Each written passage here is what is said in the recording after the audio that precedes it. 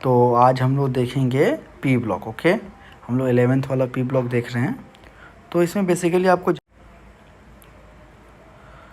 देखिए हम line to line read करेंगे, क्योंकि हमने देखा है कि यूट्यूब पे एनसीईआरटी का लाइन टू लाइन रीडिंग नहीं है। तो हम लोग केमिस्ट्री का, क्योंकि इनऑर्गेनिक, खासकर सबसे पहले इनऑर्गेनिक केमिस्ट्री का स्टार्ट करेंगे, ताकि लाइन बाय लाइन रीड करें, ताकि बच्चे को एनसीईआरटी एटलीस्ट रीड कर लें। ठीक है, तो इसमें देखिए सबसे पहले क्या है, यहाँ पे हम लोग लाइन टू लाइन रीड करेंगे। देखिए क्या है, the variation on properties of P block due to influence of D and F elements in the inner core elements in their chemistry interesting। मतलब यहाँ हम लोग P ब्लॉक में, क्योंकि अगर बात कीजिएगा तो अगर S ब्लॉक है, P ब्लॉक है और D ब्लॉक है, तो बेसिकली आपका जो एलिमेंट्स हम लोग कुछ डी ब्लॉक को तो एलिमेंट्स हम लोग देख ही नहीं पाते हैं, क्योंकि वो अर्थ क्रस्ट के अंदर मोस्टली रहता है। तो मोस्टली जो हम लोग देखते हैं पी ब्लॉक के एलिमेंट्स ही देखते हैं। सबसे पहले यहाँ देखिएगा, लाइन स्टार्ट करते हैं। Okay, in P block elements the last electrons enter the outer most P orbital. मतलब ये है कि पी ब्लॉक एलिमेंट में जितने भी एलिमेंट हैं, सबके लास्ट ऑर्बिटल में क्या होते हैं, पी ऑर्बिटल ही होता है। जैसे एग्जांपल के तौर पे आज मान लीजिए नाइट्रोजन है, क्या है, नाइट्रोजन। तो नाइट्रोजन को क्या लिखिएगा, 1s2, 7 एटॉमिक नंबर होता है ना, 1s2, 2s2, 2p3। तो इसी तरह जितने भी आपका नॉन मेटल है, मतलब पी ब्लॉक एलिमेंट है, वो सारे के लास्ट में क्या आएंगे, पी ऑर्बिटल ही आएंगे। याद रहेगा। ओके, नेक्स्ट अगर देखिएगा आप इसमें, तो लिखा है क्या, एज वी नो डैट, ये वाला line, as we know that the number of P orbital is 3 and therefore the maximum number of electron that can be accommodated in a set of p orbital is 6। कह रहा है कि जैसे आपको पता है कि जो p ऑर्बिटल में जो ऑर्बिटल होता है वो कितने होते हैं, 3 होते हैं। कितने होते हैं, 3। तो इसमें एक ऑर्बिटल में 2 इलेक्ट्रॉन, तो मैक्सिमम इलेक्ट्रॉन कितना हो सकता है, बोलो बच्चे, 6 इलेक्ट्रॉन। कितने इलेक्ट्रॉन, 6 इलेक्ट्रॉन। याद रहेगा। फिर लिखा है, ये वाला लाइन लिखा है, ये वाला, कंसिक्वेंटली देयर आर 6 ग्रुप। अगर देखा जाए तो 6 ग्रुप्स होते हैं। कितने ग्रुप्स होते हैं, 6 groups of P block elements in the periodic table 13 to 18। मतलब पी ब्लॉक का अगर देखिएगा तो 6 ग्रुप है, 13, 14, देन 15, 16, 17 और 18। सबका नाम है। जो सबसे पहले ग्रुप नंबर 13 में कौन आता है, ब्रोन, इसलिए इसका नाम है ब्रोन फैमिली। ग्रुप नंबर 14 में क्या आता है, कार्बन, इसलिए आता है कार्बन फैमिली। ग्रुप नंबर 15 में क्या आता है, तो नाइट्रोजन, इसलिए इसको बोलते हैं नाइट्रोजन फैमिली। फिर 16 में क्या आता है, ऑक्सीजन, इसलिए ऑक्सीजन फैमिली। एंड देन 17 में क्या आता है, फ्लोरीन, क्या बोलते हैं इसको, फ्लोरीन फैमिली। और लास्ट 18 ग्रुप में आता है जो कि इनर्ट गैस। बातें समझ में आई। ठीक है, अब इसके आगे का लाइन देख लेते हैं। फिर लिखा है देयर, ये वाला line, there valence shell electronic configuration is ns2np1 to 6। मतलब इसका जो वैलेंस इलेक्ट्रॉनिक कन्फिग्रेशन होता है वो क्या होता है, ns2 और np1 से लेकर के 6 तक। जैसे एक चेक कर लेते हैं, जैसे मान लीजिए कि बोरोन है, क्या है, बोरोन। तो बोरोन का क्या लिखेंगे, 5 एटॉमिक नंबर। तो जब 5 एटॉमिक नंबर लिखेंगे तो यहाँ पे क्या आएगा, 1s2, 2s2, 2p, बोलो 2p3, 2 2 4 और 3 5।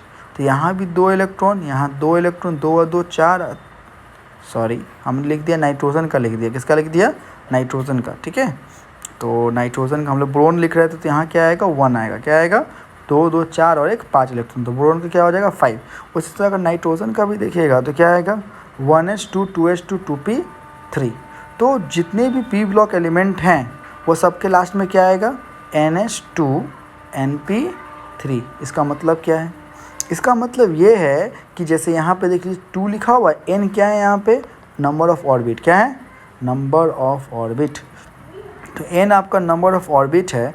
तो जैसे कोई भी आप ले लीजिए, जैसे मान लीजिए फॉस्फोरस ही ले लीजिए, फॉस्फोरस का नंबर 15 है, तो लिखिएगा तो यहाँ क्या आएगा, 3s2, 3p3 लास्ट में। तो जितने भी एलिमेंट है सबके लास्ट में क्या आएंगे, ns2, np3, np1 से लेकर के 6 तक। वैसे ही आता है आपका क्लोरीन का, अगर लिखते हैं क्लोरीन का एटॉमिक कितना होता है, 17। तो क्या लिखेंगे बताइए, 1s2, 2s2, 2p6, 3s2, 3p5। Count करके देख लीजिए, 2 2 4 6 10 10 2 12 12 5 17। तो जितने भी 5 आया, तो जितने भी आपके पी ब्लॉक एलिमेंट हैं वो सारे के लास्ट में क्या आएगा, NP1 से लेकर के 6 तक। दिमाग में घुसी बात। चलिए नेक्स्ट देखते हैं अब क्या है। नेक्स्ट एनसीईआरटी का लाइन कहता है क्या, एक्सेप्ट हीलियम, हीलियम को छोड़ के। हीलियम पी ग्रुप 18 में आता है, ठीक है, पर हीलियम को जब लिखिएगा तो क्या आएगा 2, तो यहाँ पे क्या आएगा 1s2। तो हीलियम को छोड़ के जितने भी आते हैं सबके क्या आता है, जैसे इनर्ट गैस का दूसरा एलिमेंट देखिएगा आप, नियोन का देखिएगा, नियोन का टर्म नंबर 10 है, तो क्या आएगा 1s2 2s2 2p6 2 2 4 अच्छे 10 आया, तो यहाँ पे p6 आया। तो जितने भी एलिमेंट सबके लास्ट में क्या आते हैं, को याद रहेगा। नेक्स्ट लाइन देखते हैं क्या लिखा है, ये वाला line, the inner core of electronic configuration में however differ, the difference in inner core elements gradually influence the physical properties. मतलब क्या है इसका, कि जितना भी फिजिकल प्रॉपर्टीज हैं वो सब क्या होते हैं, इनर एलिमेंट से डिसाइड होता है, जैसे कि ionic radius, ionisation enthalpy etcetera. Next लिखा है क्या, और केमिकल प्रॉपर्टीज भी पी ब्लॉक को बहुत ज्यादा वेरी करता है। फिर लिखा है द मैक्सिमम ऑक्सीडेशन स्टेट, जो मैक्सिमम ऑक्सीडेशन स्टेट शो होता है पी ब्लॉक एलिमेंट के द्वारा, वो क्या होता है, उसके वैलेंस इलेक्ट्रॉन के बराबर। कितना, वैलेंस इलेक्ट्रॉन के बराबर। जैसे नाइट्रोजन का देखिएगा तो नाइट्रोजन का क्या है बताइए 7, तो क्या लिखेंगे के एलिमेंट में 2 एंड 5, तो मैक्सिमम वैलेंस इलेक्ट्रॉन कितना है 5, इसलिए इसका मैक्सिमम कोवैलेंसी कितना हो जाएगा 5, याद रहेगी। इसलिए कभी कभी देखिएगा नाइट्रोजन पे कभी कभी N2O5 प्लस 5 ऑक्सीडेशन स्टेट भी शो करता है। ओके, हालांकि इसका देखेंगे हम लोग आगे, देखिए इसमें एब्सेंस ऑफ डी ऑर्बिटल होता है और भी बहुत कुछ होता है, वो हम देखेंगे आगे। देखते हैं क्या लिखा है। नेक्स्ट लिखा है क्या, the total number of valence electron, total number of valence electron कितना होता है, S एंड P ऑर्बिटल। जैसे नाइट्रोजन का लिखेंगे ही, जैसे एग्जांपल लिखें 7 लिखे हम, ठीक है, तो क्या लिखेंगे 1s2 2s2 2p3 2 2 4 एंड 3। तो बताइए मैक्स वैलेंस, वैलेंस ऑर्बिट कौन है, लास्ट ऑर्बिट कौन है, 2 ऑर्बिट, कौन सा है 2 ऑर्बिट। इसमें इलेक्ट्रॉन कितना है आपका 3 एंड 2 कितना है 5, कितना है 5, इसलिए वैलेंस इलेक्ट्रॉन कितना हो जाएगा 5, याद रहेगा। ओके, तो फिर आगे देखते हैं अब क्या है। नेक्स्ट क्या बोल रहा है, clearly the number of possible oxidation state increases towards right to group, right to the periodic table. मतलब क्या है इसका, जो ऑक्सीडेशन स्टेट होता है वो जैसे राइट साइड में बढ़ेंगे तो ऑक्सीडेशन स्टेट क्या होगा, बढ़ेगा। बिल्कुल सही बात। जैसे नाइट्रोजन का देखिएगा तो लास्ट में कितना आएगा 3, लेकिन ऑक्सीजन का देखिएगा तो लास्ट में कितना आएगा आपका, मतलब वैलेंसी 3 आएगा। अगर इलेक्ट्रॉन की बात कीजिएगा अगर, तो क्या आएगा 2 और 5 आया, तो 5 आया। फिर दूसरा देखिएगा तो आपको ऑक्सीजन का कितना लिखेगा 2 और 6, तो मैक्सिमम कोवैलेंसी क्या हो रहा है, लेफ्ट टू राइट बढ़ेंगे तो बढ़ेगा। नेक्स्ट लाइन में लिखता है क्या, in addition to this so called group oxidation state, तो जो मैक्सिमम वैलेंस इलेक्ट्रॉन आता है उसी को क्या बोलते हैं, ग्रुप ऑक्सीडेशन स्टेट। कहने का मतलब ये है कि अगर नाइट्रोजन में अगर +3 आ रहा है, मतलब +5 आ रहा है, सबके लास्ट में वैलेंस में कितना आएगा, सबके 5 ही आएगा। नाइट्रोजन में कौन कौन सा एलिमेंट होता है बताइए, अगर बात की जाए, फिर बोरोन की बात की जाए तो कौन कौन सा एलिमेंट होता है, तो बैगन, बोरोन, एल्यूमिनियम, बैगन आलू गाजर, इन थैला, याद रहेगा। ये सब एलिमेंट सबके लास्ट में क्या आएगा, 3 ही आएगा। जैसे बोरोन के लास्ट में 5 है तो 2 और 3 आ रहा है, सबके लास्ट में देखिए एल्यूमिनियम का 13 होता है तो 2 8 और 3, सबके लास्ट में क्या आएगा 3 ही आएगा। इतनी बातें समझ में आ गई। ओके, तो अब आगे देखिए क्या है। नेक्स्ट लिखता है क्या, P block element may show other oxidation state which normally but necessarily, तो P block element है ना, वेरिएबल ऑक्सीडेशन स्टेट शो करता है, ठीक है। हम लोग उसको आगे देखेंगे वेरिएबल ऑक्सीडेशन स्टेट कैसे शो करता है, ठीक है। जब अभी यहाँ पर डिटेल में बात नहीं कर रहा क्योंकि अभी तो इंट्रोडक्शन ही दे रहा है, ठीक है। फिर बोल रहा है क्या, the important oxidation state boron carbon nitrogen in the group oxidation state the most stable state of the lighter element in the group। मतलब बोल रहा है क्या, जो मोस्ट स्टेबल स्टेट होता है लाइटर एलिमेंट का वो सबको, जैसे नाइट्रोजन का मैक्सिमम देखिएगा तो क्या आएगा 3 आएगा। ऑक्सीजन का वैलेंस इलेक्ट्रॉन कितना आता है 8 है, तो क्या लिखिएगा 2 और 6, तो इसका वैलेंसी कितना होगा 8 में से 6 गया तो 2। वो 9-10 वाला रूल जो आता है ना कि अगर वैलेंस इलेक्ट्रॉन अगर 1 2 3 रहा 4 रहा तो वैलेंसी भी बराबर रहेगी, लेकिन वैलेंस इलेक्ट्रॉन अगर 5 6 7 8 रहा है तो 8 से निकालना पड़ेगा वैलेंसी को, कोई दिक्कत? ओके, फिर लिखा है क्या, however the oxidation states 2 unit less than the group of oxidation become progressively more stable for the heavier element in the each group.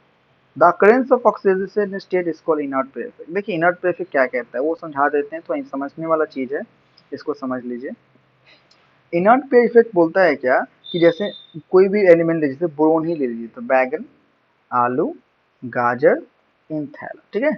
तो बोरोन का क्या लिखेगा बताइए, तो 1s2 2s2 2p3।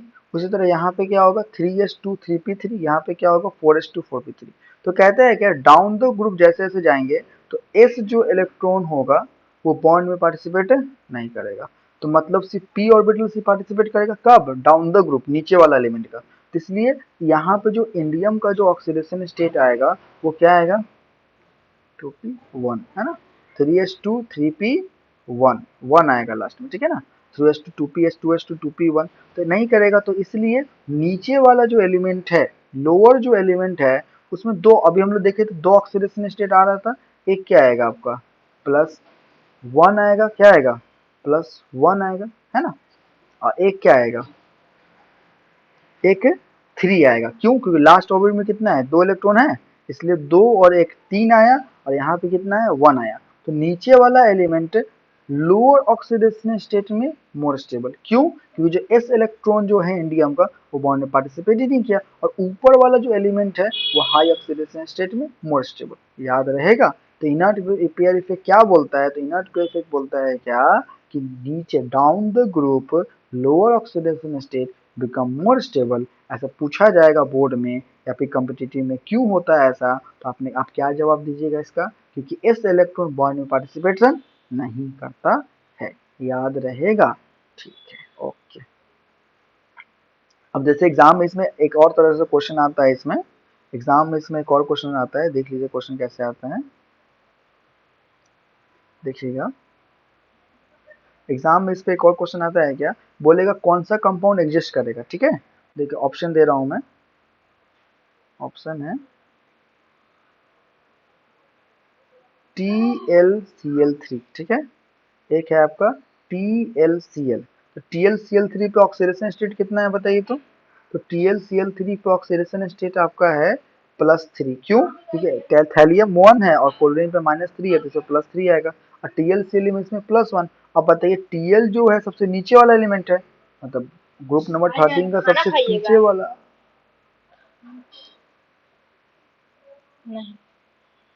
ग्रुप 13 में सबसे पीछे वाला एलिमेंट है, तो सबसे पीछे वाला एलिमेंट है, इसका मतलब ये हमें पता चलता है कि नीचे वाले एलिमेंट में lower oxidation state more stable, इसलिए थैलियम का lower oxidation state more stable, याद रहेगा। तो लोअर ऑक्सीडेशन, तो कौन सा जो TlCl3 और TiCl में कौन ज्यादा स्टेबल होगा, तो TlCl, याद रहेगा, ओके। तो देखिएगा, अब उसके आगे देख रहे थे हम लोग इनर्ट पेयर देख रहे थे, उसके बाद क्या लिखा है इनर्ट पेयर इफेक्ट हम लोग देखे थे, तो यहाँ पे क्या लिखा है, the relative the relative stability of these two oxidation states, group oxidation state and 2 unit less than the group oxidation state may vary from group to group। इसका मतलब क्या है, इसका मतलब ये कह रहा है क्या कि जो इसका रिलेटिव ऑक्सीडेशन स्टेट है, जैसे एग्जाम्पल के तौर पे ले लीजिए आप ग्रुप नंबर 13 का, किसका? ग्रुप नंबर 13 का क्या होता है, बोरोन होता है, क्या होता है, बोरोन। तो जब बोरोन का लिखिएगा आप तो क्या लिखिएगा 1s2 2s2 and then 2p1, okay. तो हमने इनर्ट पे इफेक्ट में देखा था क्या, इसका मैक्सिमम ऑक्सीडेशन स्टेट कितना हो सकता है, इसका मैक्सिमम ऑक्सीडेशन स्टेट आपका 2 और 1 3 हो सकता है, ये वाला 2 और ये वाला 3 हो सकता है, और मिनिमम कितना हो सकता है सिर्फ 1। अगर इनर्ट पे इफेक्ट देखा जाए तो इनर्ट इफेक्ट में हम लोग क्या देखा था, एस इलेक्ट्रॉन जो होगा वो बॉन्ड में पार्टिसिपेट नहीं करेगा, याद आया कुछ। तो वही बोल रहा है कि जो मैक्सिमम हो सकता है, जब एस इलेक्ट्रॉन अगर नहीं करेगा तो मैक्सिमम कितना, मैक्सिमम 3, तो उससे कम कितना हो सकता है 2 कम, क्योंकि एस इलेक्ट्रॉन पार्टिसिपेशन नहीं करेगा। बात समझ में आई। अब देखिए उसके आगे क्या है, आगे अब उसके आगे लिखा है इट इज इंटरेस्टिंग, ये वाला पैराग्राफ देखिएगा, it is interesting to note that the non metal and metalloid exist only in the P block of the periodic table. कहने का मतलब क्या है कि जितने भी मेटल नॉन मेटल हैं और फिर मेटलॉइड है वो क्या है आपके पी ब्लॉक में ही पाए जाते हैं। एंड इसके बाद का लाइन लिखा है the non metallic character of element decreases down the group. मतलब नॉन मेटालिक कैरेक्टर जो होगा वो डाउन द ग्रुप क्या होगा, डिक्रीज करेगा। कहने का मतलब क्या है कि मान लीजिए कि ग्रुप 13 का लिख रहे हैं बैगन, आलू, गाजर, इन एंड देन थैला। ओके, तो कहता है क्या metal non metallic character down the group क्या होगा, डिक्रीज होगा। ऐसा क्यों होता है, क्योंकि डाउन द ग्रुप क्या होता है ना, मेटालिक कैरेक्टर इंक्रीज करता है। क्यों, क्योंकि देखिए बोरोन का साइज छोटा, एल्यूमिनियम का साइज उससे बड़ा, गैलियम का साइज उससे बड़ा, साइज बढ़ेगा तो फोर्स ऑफ रिपल्सन क्या होगा, घटेगा इलेक्ट्रॉन का। न्यूक्लियस जो करेगा इलेक्ट्रॉन को क्या करेगा, आसानी से खींच नहीं पाएगा, और आसानी से खींच नहीं पाएगा तो इलेक्ट्रॉन आसानी से लूज कर देगा। और जब इलेक्ट्रॉन आसानी से लूज कर देगा इसका मतलब क्या है कि वो अच्छा मेटल है। तो और डाउन द ग्रुप तो साइज बड़ा है तो इसका मतलब मेटल अच्छा है, मतलब मेटालिक कैरेक्टर बढ़ रहा है तो नॉन मेटालिक कैरेक्टर घटेगा। बात समझ में आई। आगे का पैराग्राफ देखिएगा क्या लिखा है,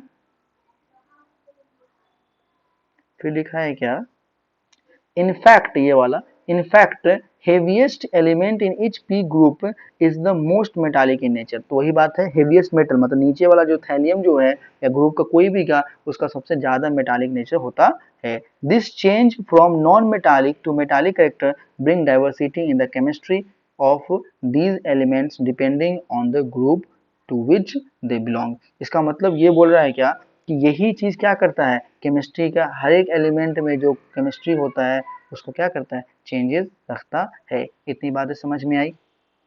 फिर बोला है क्या कि in general non metal have higher ionisation enthalpy. मतलब जनरली देखिएगा नॉन मेटल के पास क्या होता है, हाई आयनेशन एनर्जी होता है। आयनेशन एनर्जी क्या होता है, energy required to release electron. मतलब कितना एनर्जी का रिक्वायरमेंट होगा ताकि इलेक्ट्रॉन को रिलीज किया जा सके, उसी को क्या बोलते हैं, आयोनाइजेशन एनर्जी। तो नॉन मेटल तो इलेक्ट्रॉन लूज नहीं करता, नॉन मेटल क्या करता है, इलेक्ट्रॉन एक्सेप्ट करता है, तो उसको इलेक्ट्रॉन को रिलीज करने के लिए ज्यादा एनर्जी हमको खर्चा करना पड़ेगा। इतनी बातें समझ में आई।